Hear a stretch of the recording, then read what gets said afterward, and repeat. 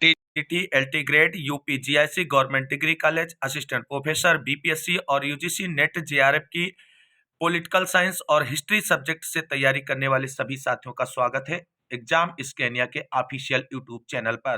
दोस्तों, जैसा कि आप सभी लोग जानते हैं, उत्तर प्रदेश शिक्षा सेवा चयन आयोग की तरफ से टीजीटी, पीजीटी और असिस्टेंट प्रोफेसर भर्ती परीक्षा की एग्जाम डेट का अनाउंस ऑफिशियली कर दिया गया है और टीजीटी, पीजीटी एग्जाम अप्रैल में कंडक्ट होने जा रहे हैं। तो आप सभी लोगों के पास जो 3 से 4 महीने का समय है, उसमें बेहतरीन तैयारी आप सभी लोगों की हो पाए, इसके लिए आप सभी लोगों के लिए हमने अपने चैनल पर विजेता सीरीज के अंतर्गत पीवाईक्यू और मोस्ट इंपॉर्टेंट क्वेश्चंस की प्रैक्टिस सीरीज शुरू की है, जिसके अंतर्गत आज हम प्रैक्टिस सेट नंबर 7 लेकर के आए हैं। तो ये प्रैक्टिस सीरीज आप सभी के लिए बहुत ही हेल्पफुल साबित होगी आगामी एग्जाम्स की दृष्टि से।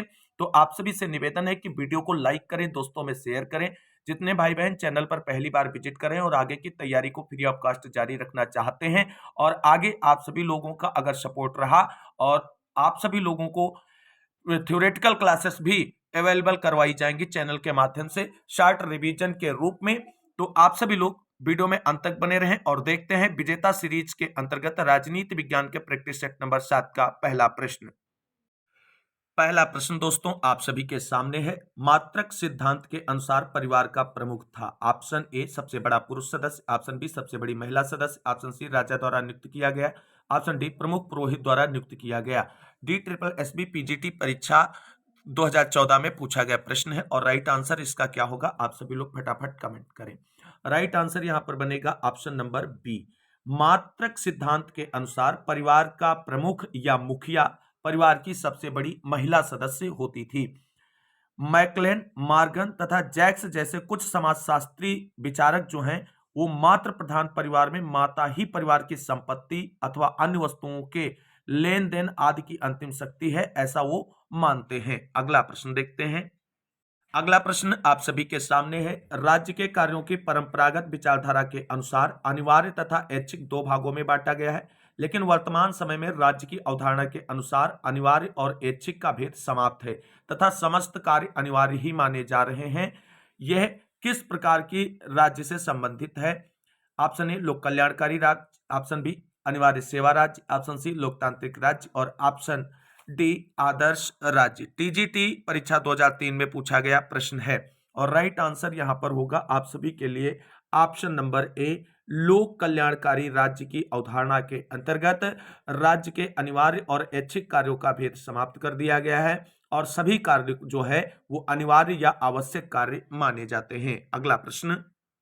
अगला प्रश्न आप सभी के सामने है। आधुनिक राज्य को ऐसे वर्णित करते हैं, किस रूप में वर्णित करते हैं? ऑप्शन ए पुलिस राज्य, ऑप्शन बी एक कल्याणकारी राज्य, ऑप्शन सी एक हस्तक्षेप राज्य और ऑप्शन डी एक तंत्रीय राज्य। इंपॉर्टेंट क्वेश्चन है, D triple S B PGT परीक्षा 2014 में पूछा गया प्रश्न है और राइट आंसर इसका बनने वाला है आपके लिए ऑप्शन नंबर बी एक कल्याणकारी राज्य। आधुनिक राज्य जो है वो कल्याणकारी राज्य की भूमिका का निर्वहन कर रहे हैं। कल्याणकारी राज्य अर्थात वेलफेयर स्टेट शासन की वह संकल्पना है जिसमें राज्य नागरिकों के आर्थिक एवं सामाजिक, राजनीतिक, सांस्कृतिक अर्थात सभी पक्षों की उन्नति में महत्वपूर्ण भूमिका निभाता है। अगला प्रश्न देखते हैं। अगला प्रश्न आप सभी के सामने है। निम्न में से कौन राज्य का अनिवार्य अंग नहीं है?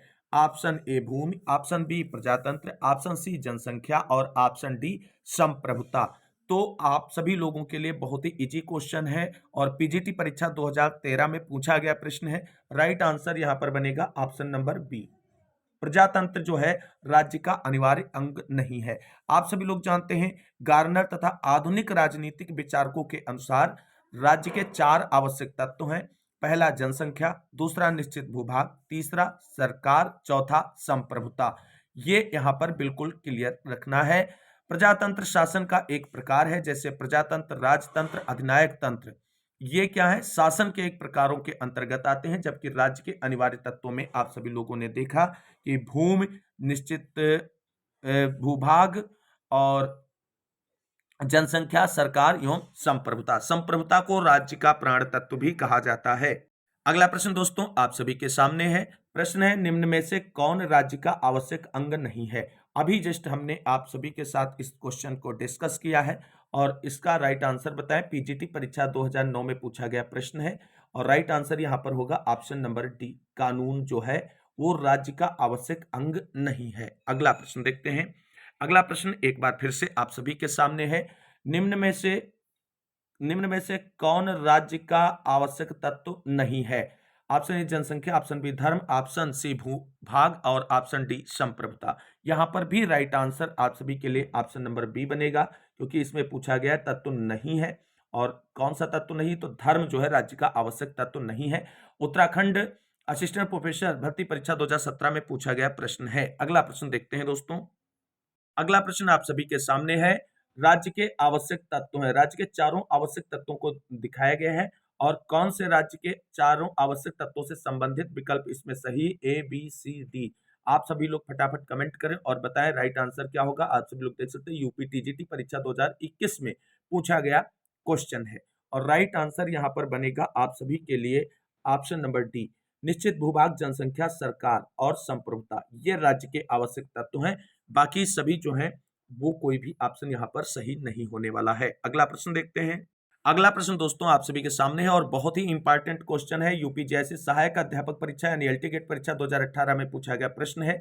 किसी राज्य का सर्वाधिक महत्वपूर्ण तत्व कौन सा है? ऑप्शन ए जनसंख्या, ऑप्शन बी भूभाग, ऑप्शन सी सरकार और ऑप्शन डी संप्रभुता। बहुत इंपॉर्टेंट क्वेश्चन है और इस बार इसे मार्क डाउन कीजिए, आने वाला क्वेश्चन है आपके एग्जाम में। राइट आंसर है ऑप्शन नंबर डी। संप्रभुता जो है वो राज्य का सबसे महत्वपूर्ण और आवश्यक तत्व है। संप्रभुता को राज्य के प्राण तत्वों के रूप में भी परिभाषित किया गया है। गार्नर की इंट्रोडक्शन टू पॉलिटिकल साइंस, इनकी एक पुस्तक है गार्नर महोदय की, इंट्रोडक्शन टू पॉलिटिकल साइंस। पुस्तकों के नाम बहुत ध्यान से सुनने हैं और नोट भी कर लेना है अगर आपके पास पेन और कॉपी है तो। इनकी जो गार्नर की पुस्तक है इंट्रोडक्शन टू पॉलिटिकल साइंस, जिसे हिंदी में राजनीति विज्ञान की रूपरेखा कह सकते हैं, उसमें इन्होंने कहा है कि प्रभुसत्ता राज्य की ऐसी विशेषता है जिसके कारण वह कानून की दृष्टि से केवल अपनी इच्छा से बंधा होता है, अन्य किसी की इच्छा से नहीं। कोई अन्य शक्ति उसकी अपनी शक्ति को सीमित नहीं कर सकती है। यह संप्रभुता के बारे में गार्नर महोदय का स्टेटमेंट है। अगला प्रश्न देखते हैं दोस्तों। अगला प्रश्न आप सभी के सामने है और प्रश्न है निम्न में से कौन सा वर्ग षाण्गुण्य का भाग नहीं है? ऑप्शन ए संधि विग्रह, ऑप्शन बी यान आसन, ऑप्शन सी द्वैधिभाव संधि, ऑप्शन डी षड्यंत्र और पंचशील। तो बहुत ही अच्छा क्वेश्चन है और पीजीटी परीक्षा 2013 में पूछा गया प्रश्न है। राइट आंसर यहां पर हो जाएगा आप सभी के लिए ऑप्शन नंबर डी। षड्यंत्र और पंचशील सिद्धांत जो है वो षाण्गुण्य नीति के अंतर्गत नहीं आते हैं। यहां पर आप सभी को बता दें, कौटिल्य अर्थात चाणक्य ने विदेश संबंधों के संचालन के लिए 6 प्रकार की नीतियों का उल्लेख किया है, जिसे षाण्गुण्य नीति के नाम से जाना जाता है। और उन नीतियों के नाम है संधि, विग्रह, आसन, यान, संश्रय, द्वैधिभाव। तो इन 6 नीतियों को आपको याद रखना है। इसके अतिरिक्त अगर कुछ भी पूछा जाता है तो वो षाण्गुण्य नीति का भाग नहीं होगा, ये चीज आपको ध्यान रखनी है। कौटिल्य ने राज्य की रक्षा के लिए 4 साधन बताए हैं। कौन कौन से? साम, दाम, दंड और भेद। और कौटिल्य ने 3 प्रकार के दूतों का भी उल्लेख किया है। किसमें उल्लेख किया है? अपनी प्रसिद्ध पुस्तक अर्थशास्त्र में। प्रथम, वह राजदूत जो अपने बुद्धि विवेक से अपने राजा की ओर से निर्णय करने की शक्ति रखते हैं।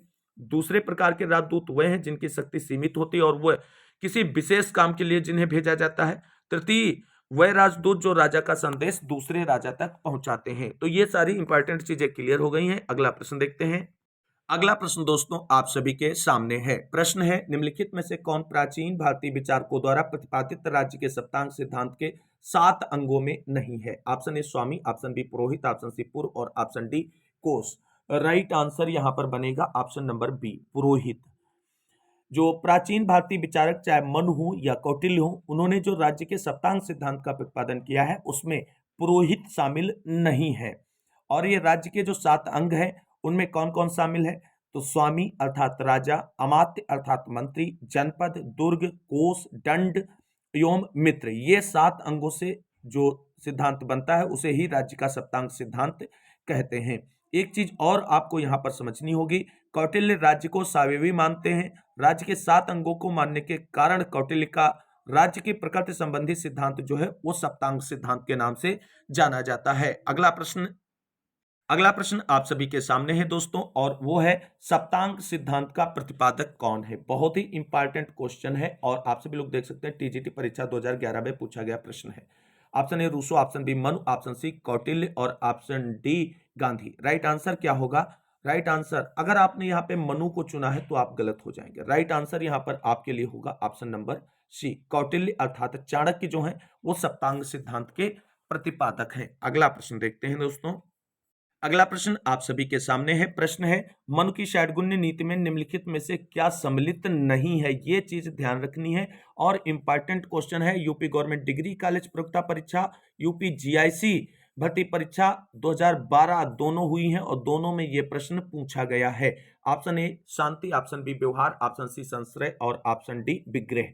राइट आंसर यहां पर क्या होगा? और पूछा गया क्या सम्मिलित नहीं है मनु की षाटगुण्य नीति में, तो राइट आंसर यहां पर होगा ऑप्शन नंबर बी, व्यवहार जो है वो मनु की षाटगुण्य नीति में सम्मिलित नहीं है। तो मनु ने जो षाटगुण्य नीति दी है उसमें कौन कौन से 6 चीजें शामिल हैं? तो पहला है संधि, दूसरा है विग्रह, तीसरा है यान, चौथा है आसन, पांचवा है संश्रय और छठा है द्वैधी भाव।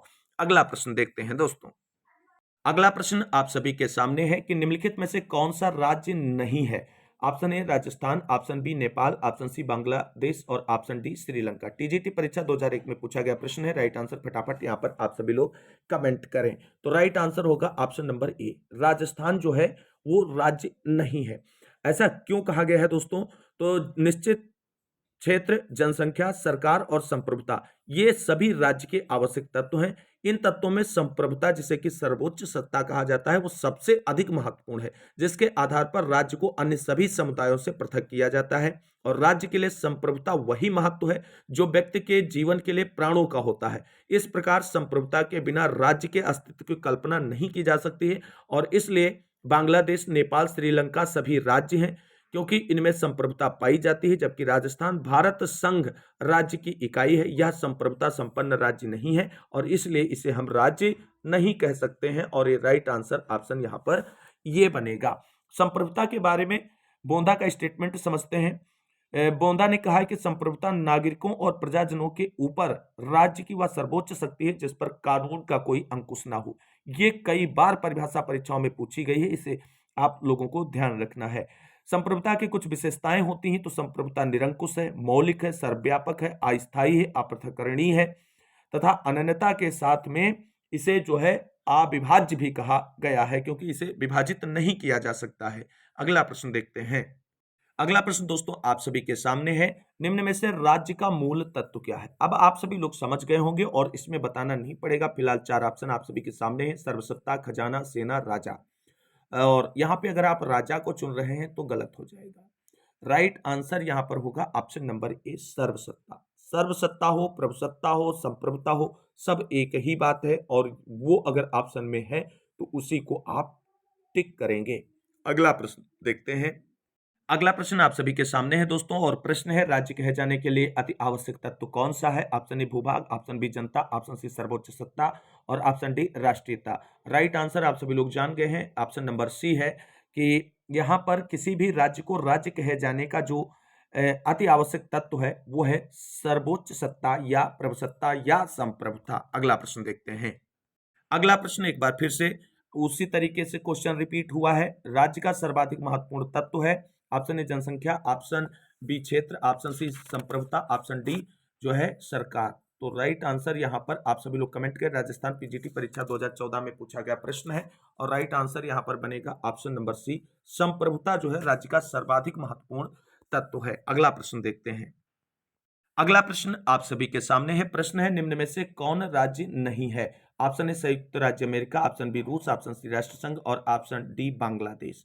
राइट आंसर दोस्तों क्या होगा? यूपीजीआईसी परीक्षा 2009 में पूछा गया प्रश्न है और राइट आंसर होगा ऑप्शन नंबर सी, राष्ट्रसंघ जो है वो एक राज्य नहीं है। बाकी सारे जो ऑप्शन है वो एक राज्य का प्रतिनिधित्व करते हैं और ये राज्य है। अगला प्रश्न देखते हैं। अगला प्रश्न दोस्तों आप सभी के सामने है। प्रश्न है निम्नलिखित में से किस विचारक ने अपने चिंतन में राज्य और समाज में विभेद नहीं किया है। इंपॉर्टेंट क्वेश्चन है। Option A Kant, option B T H Green, option C Hegel और ऑप्शन डी जॉन लॉक।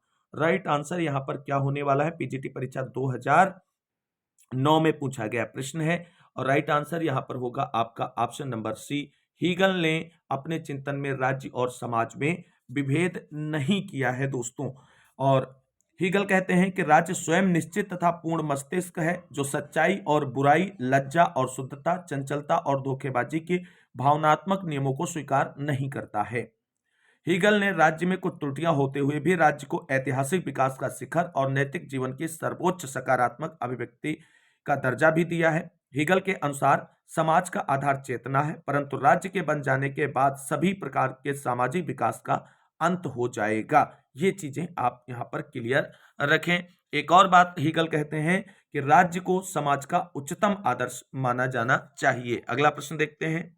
अगला प्रश्न आप सभी के सामने है दोस्तों, निम्नलिखित में से कौन राज्य एवं समाज में भेद करता है? पहले था भेद नहीं करता है, इस बार बताया गया भेद करता है। Pareto, MacIver, Bryce, Charles मेरियम। और राइट आंसर यहां पर बनेगा आपका ऑप्शन नंबर बी। मैकाइवर जो है वो समाज तथा राज्य में भेद करते हुए राज्य के बहुलवादी अवधारणा का समर्थन किया है। मैकाइवर की पुस्तक वेब ऑफ गवर्नमेंट में समाज में महत्वपूर्ण भूमिका निभाने वाले समुदायों को राज्य के कार्यों में सहभागी बनाने की वकालत की है। अगला प्रश्न दोस्तों देखते हैं। अगला प्रश्न आप सभी के सामने मैच द फॉलोइंग से है। एक तरफ देश दिए गए हैं, दूसरी तरफ उनकी विदेश नीतियां जो हैं वो एक्सप्लेन की गई हैं, और मिलाते हुए यहाँ पर जो है आपको फिर नीचे जो कूट में ऑप्शन दिए गए हैं उनमें से राइट आंसर का चयन करना है। तो भारत कैसी विदेश नीति का अनुसरण करता है? तो मित्रता एवं शांतिपूर्ण सह अस्तित्व, तो इसके सामने हो जाएगा 3, भारत यानी 3 नंबर हो जाएगा।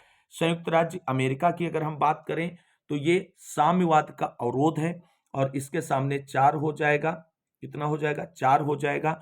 और फिर बात कर लेते हैं सोवियत रूस की, तो ये समाजवादी अंतर्राष्ट्रीयतावाद के सिद्धांत के आधार पर मैत्री सहयोग करता है, यानी इसके लिए हो जाएगा ऑप्शन नंबर 2 से मिलेगा। और चीन एक ही बचता है, सैनिक शक्ति और साम्यवाद यानी पहला।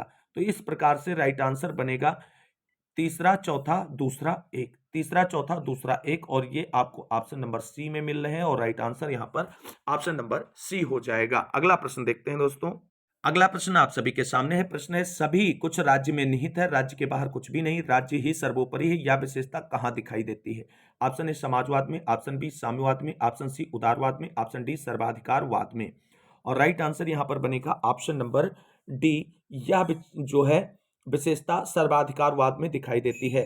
सर्वाधिकारवाद राज्य को सर्वशक्तिमान, सर्वोच्च तथा नैतिक इकाई मानता है। इटली में फांसीवाद तथा जर्मनी में नाजीवाद सर्वाधिकारवाद का ही एक प्रकार है। मुसोलिनी ने इटली में कहा है कि राज्य के बाहर कुछ भी नहीं, इसके विरुद्ध कुछ नहीं, इसके ऊपर कुछ नहीं, सभी कुछ राज्य में निहित है। इसी प्रकार से त्रिस्के ने भी कहा है कि दंडवत होकर राज्य की पूजा करना चाहिए, यानी सर्वाधिकारवादी विचारधारा के विचारक राज्य को ही सब कुछ मानते हैं। और सर्वाधिकारवादी राज्य की कुछ प्रमुख विशेषताओं पर अगर हम नजर डालें तो पहला है विवेक की अमान्यता तथा संवेगों का गौरवीकरण। दूसरा है यह व्यक्तिगत स्वतंत्रता को महत्व नहीं देता है सर्वाधिकारवाद। तीसरा, जनता को राजनीतिक विरोध का अधिकार नहीं देता है। चौथा, यह राष्ट्र का गौरवगान करता है। पांचवा, यह युद्ध की प्रशंसा तथा शांति की निंदा करता है। छठा, यह उदारवाद तथा संसदीय शासन के विरुद्ध है। और अंतिम जो इसकी विशेषता है वह है कि एक व्यक्ति तथा दल में सर्वोच्च सत्ता समाहित करता है सर्वाधिकारवाद। अगला प्रश्न देखते हैं दोस्तों। अगला प्रश्न आप सभी के सामने है। प्रश्न है, सर्वाधिकारवाद में व्यक्ति की अपेक्षा निम्नलिखित में से किसे अधिक महत्व दिया जाता है? ऑप्शन ए समाज को, ऑप्शन बी राष्ट्र को, ऑप्शन सी राज्य को, और ऑप्शन डी संसार को। राइट आंसर हो जाएगा ऑप्शन नंबर सी। सर्वाधिकारवाद में व्यक्ति की अपेक्षा सर्वाधिक महत्व जो है वो राज्य को दिया जाता है। अगला प्रश्न देखते हैं। अगला प्रश्न आप सभी के सामने है। राज्य एक नैतिक संस्था है जो मनुष्य के पूर्ण नैतिक विकास के लिए अपरिहार्य है। यह वक्तव्य संबंधित है। ऑप्शन ए व्यक्तिवादियों से, ऑप्शन बी आदर्शवादियों से, ऑप्शन सी अराजकतावादियों से, और ऑप्शन डी मार्क्सवादियों से। राइट आंसर क्या होगा? यूपी पीजीटी परीक्षा 2021 में पूछा गया प्रश्न है। राइट आंसर फटाफट आप सभी लोग कमेंट करें, और राइट आंसर यहां पर बनेगा ऑप्शन नंबर बी, आदर्शवादियों से संबंधित है यह स्टेटमेंट। अगला प्रश्न देखते हैं दोस्तों। अगला प्रश्न है आप सभी के सामने, कल्याणकारी राज्य का उद्देश्य है। क्या उद्देश्य है? ऑप्शन ए आर्थिक सुरक्षा की व्यवस्था, ऑप्शन बी सामाजिक सुरक्षा, ऑप्शन सी राजनीतिक सुरक्षा, और ऑप्शन डी इनमें से सभी। तो राइट आंसर यहां पर क्या होगा? राइट आंसर यहां पर हो जाएगा ऑप्शन नंबर डी। ये सभी जो है कल्याणकारी राज्य के प्रमुख उद्देश्यों में आते हैं। एक इंपॉर्टेंट पॉइंट यहाँ पर आप सभी लोगों को ध्यान रखना है, आधुनिक काल में कल्याणकारी राज्य की अवधारणा इंग्लैंड में बेवरेज रिपोर्ट के आने के बाद मूर्तिमान हुई है, और वही इंग्लैंड को जो है कल्याणकारी राज्य का जनक भी कहा जा सकता है। अगला प्रश्न देखते हैं। अगला प्रश्न दोस्तों आप सभी के सामने है, निम्न में से कौन सॉफ्ट स्टेट के विचार से संबंधित है? Option A Karl Deutsch, option B Gunnar Myrdal, option C Lenin और option D Rousseau. Right answer इस प्रश्न का क्या होगा? और इस प्रश्न का राइट आंसर बनेगा option number B Gunnar Myrdal. Gunnar Myrdal ने अपनी प्रसिद्ध पुस्तक एशियन ड्रामा में नवोदित एवं विकासशील देशों के लिए सॉफ्ट स्टेट शब्द का प्रयोग किया है। तो ये प्रश्न भी पूछा जा सकता है कि सॉफ्ट स्टेट शब्द का प्रयोग किस के लिए किया गया है? तो गुन्नार मिर्डल ने किया है, अपनी पुस्तक एशियन ड्रामा में किया है, और नवोदित एवं विकासशील देशों के लिए किया है। ये आपको ध्यान रखना है। अगला प्रश्न देखते हैं। अगला प्रश्न आप सभी के सामने है, और प्रश्न है सामंती शाही इसका प्रबल वैशिष्ट था। किसका प्रबल वैशिष्ट था? ऑप्शन ए शहर राज्य का, ऑप्शन बी रोमन साम्राज्य का, ऑप्शन सी पवित्र रोमन साम्राज्य, ऑप्शन डी सभी तीनों का। तो राइट आंसर यहां पर होगा आप सभी के लिए ऑप्शन नंबर सी पवित्र रोमन साम्राज्य का। अगला प्रश्न देखते हैं। अगला प्रश्न आप सभी के सामने है, स्थानीय कानूनों को बनाने तथा लागू करने की स्वतंत्रता, अधिकारों को प्रदान करने की क्षमता और दायित्वों के निर्वहन का अंतरराष्ट्रीय विधि के अंतर्गत होना क्या कहलाता है? ऑप्शन ए संप्रभुता, ऑप्शन बी सत्ता, ऑप्शन सी वैधता, ऑप्शन डी राज्य। और राइट आंसर क्या होगा इस प्रश्न का? और राइट आंसर होगा इस प्रश्न का, यहाँ पे अगर दोस्तों आपने संप्रभुता लगा दिया है तो आपका उत्तर गलत हो जाएगा, और राइट आंसर बनेगा ऑप्शन नंबर डी राज्य कहलाता है। अगला प्रश्न देखते हैं। अगला प्रश्न आप सभी के सामने मैच द फॉलोइंग से, एक तरफ आप सभी लोग देख सकते हैं विचारधाराएं दी गई हैं और दूसरी तरफ उनसे संबंधित स्टेटमेंट दिए गए हैं। उनको मिलाते हुए नीचे दिए गए कूट से सही विकल्प का चयन करना है। तो मिलाते हैं। तो वैज्ञानिक समाजवाद क्या मानता है ये आपको बताना है। तो वैज्ञानिक समाजवाद राज्य को एक शोषण का यंत्र मानता है, और एक के सामने ऑप्शन एक को दो से मिलाएंगे। और आगे अगला प्रश्न देखते हैं। जो प्रत्ययवाद है वो किससे मिलेगा? तो प्रत्ययवाद राज्य का तत्व मीमांसावादी सिद्धांत फॉलो करता है, तो ये एक से मिल जाएगा। और अराजकतावाद क्या है? राज्य अनावश्यक और अवांछनीय दोनों है ये मानता है, या एक व्यक्ति अथवा दल में असीमित शक्ति है ये मानता है। तो सी को किससे मिलाएंगे? तो सी को हम लोग मिलाने वाले हैं ऑप्शन नंबर 4 से। अराजकतावाद को 4 से मिलाएंगे, और अधिनायकवाद जो है वो आपका 3 से मिल ही जाएगा श्रोता। तो इस प्रकार से 2-1-4-3 2-1-4-3, और राइट आंसर आपको ऑप्शन नंबर सी में दिख रहे हैं, और right answer option number C हो जाएगा। अगला प्रश्न देखते हैं। अगला प्रश्न और आज के वीडियो का अंतिम प्रश्न है दोस्तों। इसके बाद राज्य की उत्पत्ति के विभिन्न सिद्धांतों से संबंधित पीवाईक्यू क्वेश्चंस की प्रैक्टिस सेट आप सभी के लिए उपलब्ध होगा। और यहाँ पर फिर से एक बार मैच द फॉलोइंग का क्वेश्चन आप सभी के सामने है, और यूपीपीएससी परीक्षा 2012 में पूछा गया प्रश्न है। फटाफट मिलाइए सब्जेक्ट और उनसे संबंधित विषय के बारे में। तो मिलाने के बाद आप कौन सा ऑप्शन सही होगा उसे चुनिए। तो दर्शन शास्त्र मन, यानी ए को 4 से मिलाएंगे। राजनीति शास्त्र क्या है आप फटाफट बताएं। तो राजनीति शास्त्र शक्ति है, तो ये 3 हो जाएगा। फिर बात कर लेते हैं अर्थशास्त्र। तो अर्थशास्त्र आप सभी लोग जानते हैं धन या व्यापार से संबंधित है, तो अर्थशास्त्र के सामने 2 आ जाएगा। और समाजशास्त्र स्तर विन्यास से संबंधित है, तो 1 आ जाएगा। यानी 4-3-2-1 4-3-2-1 ऑप्शन नंबर बी में दिख रहा है, और राइट आंसर यही हो जाएगा आप सभी का। तो दोस्तों आप सभी की आगामी परीक्षाओं को ध्यान में रखते हुए विजेता सीरीज के अंतर्गत हमने आज पॉलिटिकल साइंस का प्रैक्टिस सेट नंबर 7 आप सभी के साथ डिस्कस किया। उम्मीद करते हैं ये वीडियो आप सभी को अच्छा लगा होगा। अगर वीडियो अच्छा लगा है तो लाइक करें, दोस्तों में शेयर करें, और जो भी भाई बहन आगे फ्री ऑफ तैयारी करना चाहते हैं और अभी तक चैनल से नहीं जुड़े हैं तो प्लीज चैनल को सब्सक्राइब करके बेल आइकन जरूर दबा लें, जिससे आगे की वीडियो की लेटेस्ट अपडेट आपको मिलती रहे और आप अपनी तैयारी को फ्री ऑफ कॉस्ट जारी रख सकें। इस वीडियो को अंत तक देखने वाले सभी साथियों को तहे दिल से शुक्रिया, बहुत बहुत धन्यवाद। मिलते हैं अगली वीडियो में, तब तक के लिए सभी साथियों को जय हिंद, जय भारत, वंदे मातरम।